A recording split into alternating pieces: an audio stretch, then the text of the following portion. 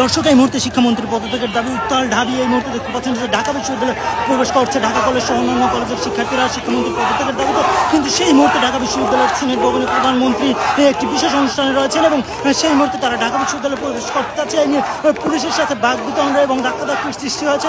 আপনারা দেখতে পাচ্ছেন যে একের পর এক শিক্ষার্থীরা কিন্তু ঢাকা বিশ্ববিদ্যালয়ে প্রবেশ করছে, অন্যদিকে পুলিশ কিন্তু রশি দিয়ে বাধা দিচ্ছেন এবং সেই মুহূর্তে কিন্তু পুলিশের সাথে একটি বাক বিতণ্ডা এবং ধাক্কাধাক্কির সৃষ্টি হচ্ছে। সেই চিত্র আপনাদের দেখানোর চেষ্টা করছি ঢাকা বিশ্ববিদ্যালয় থেকে। এবং শিক্ষার্থীরা কিন্তু ভুয়া ভুয়া স্লোগান দিচ্ছেন। ক্রমান্বয়ে উত্তেজনা তুমুল গতিতে বেড়ে চলছে, সেই চিত্র আপনাদের দেখানোর চেষ্টা করছি।